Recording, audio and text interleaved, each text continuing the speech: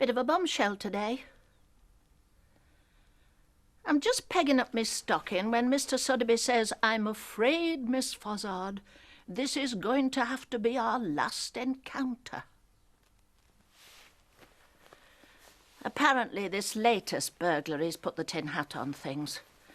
And what with Mrs. Sotheby's mother finally going into a home, and their TV reception always being so poor, there's not much to keep them in Leeds, so they're making a bolt for it and heading off to Scarborough. Added to which Tina, their chow, has a touch of arthritis, so the sons may help. And the upshot is they've gone in for a little semi near Peaceholm Park. But, Mr. Sotheby says, none of this is of any consequence. What is important, Miss Fozzard, is what are we going to do about your feet? You've been coming to me for so long, I don't like to think of your feet falling into the wrong hands. I said, well, Mr. Sotheby, I shall count myself very lucky if I find someone as accomplished as yourself, and, if I may say so, with your sense of humour, because it's very seldom we have a session in which laughter doesn't figure somewhere.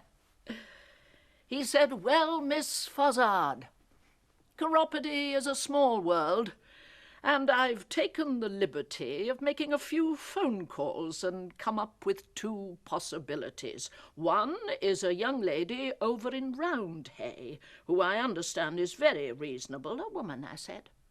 In chiropody? Isn't that unusual? No, not nowadays, he said. The barriers are coming down in chiropody as in everything else. It's progress, Miss Fozzard. The march of, and Cindy Bickerton has her own salon. I said, Cindy? That doesn't inspire confidence.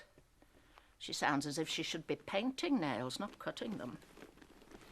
Well, he said, in that case, the alternative might be more up your street. I don't know him personally, but Mr. Dunderdale has all the right letters after his name. He's actually retired, but he still likes to take on a few selected clients to keep his hand in. However, he does live out at Lawnswood, and unless I'm very much mistaken, you're not motorised. I said, no problem. I can just bob on the 17. It's a bus I like. No, if it's all the same to you and the Equal Opportunities Board, I'll opt for Mr. Dunderdale. He said, I think it's a wise decision. Allow me. And he winked. Allow me, he said, to shake hands with your feet.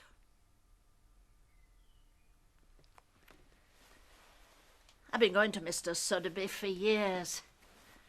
I think it's an investment, particularly if you're like me and go in for slim-fitting court shoes, squeeze, squeeze.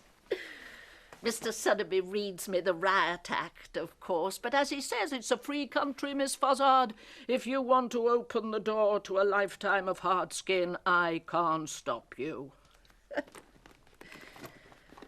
What view this Mr. Dunderdale will take remains to be seen.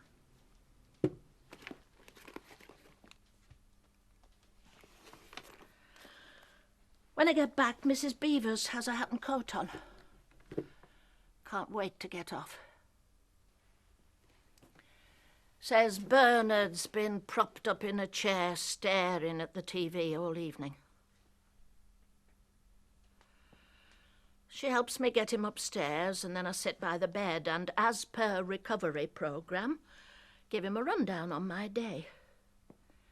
Mr. Clarkson Hall, down at the unit, says that when someone has had a cerebral accident, in lay terms a stroke, Miss Fozzard, we must take care not to treat them like a child. If your brother is going to recover his faculties, dear lady, the more language one can throw at him, the better. I'm just recounting my conversation with Mr. Sotheby and how they're decamping to Scarborough, when Bernard suddenly throws back his head and yawns. I rang Mr. Clarkson Hall this morning. He says that's progress.